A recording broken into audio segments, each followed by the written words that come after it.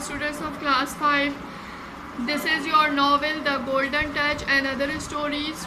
Today I will stories from this novel. The first story of this novel is The Golden Touch. This is a story about a king, Midas, who wants to become rich and rich, and he prayed that he want to be a golden touch. Golden touch ایک ایسے بادشاہ کی کہانی ہے مڈاس کی، جو کہ چاہتا تھا کہ میں جس چیز کو بھی ہاتھ لگاؤں وہ سونے میں تبدیل ہو جائے، اور وہ مزید امیر سے امیر تر ہونا چاہتا تھا، جبکہ وہ پہلے سے بھی بہت امیر تھا. Now I am reading this story with Urdu translation. Some people are very lucky.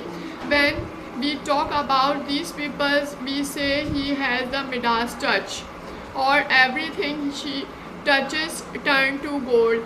By that we mean everything is done well. We do not mean that everything really turns to gold.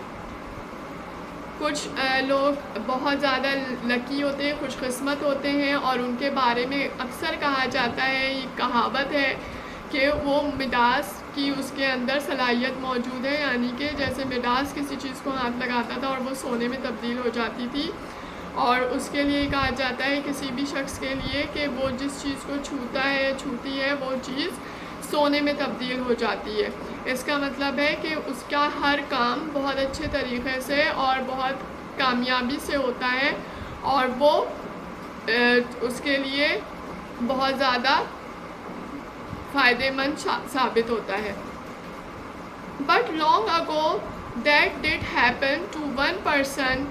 لیکن بہت عرصے کے پہلے کی بات ہے کہ یہ ایک شخص کے ساتھ واقعی میں ہوا تھا. He prayed for the golden touch. اس نے دعا کی تھی کہ اس کو گولڈن ٹچ مل جائے. The gods granted his wish. اور اس کے دیوتا نے اس کی یہ خواہش پوری کر دی.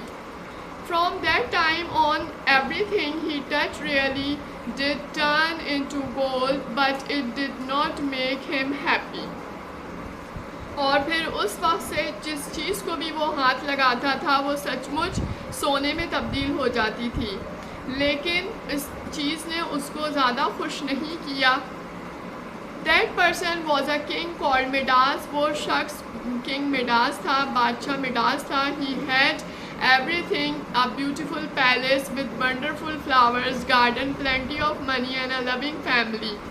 اس کے پاس سب کچھ تھا، ایک بہت حسین باغ تھا پھولوں سے بھرا ہوا، بہت سارے پیسے تھے، اور ایک بہت پیار کرنے محبت کرنے والی اس کا ایک خاندان تھا.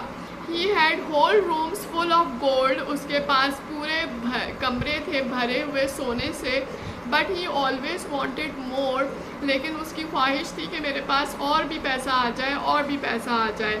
Gold was the most important thing in his life. اور وہ سونے کو گولڈ کو بہت ترجیح دیتا تھا اپنی زندگی میں.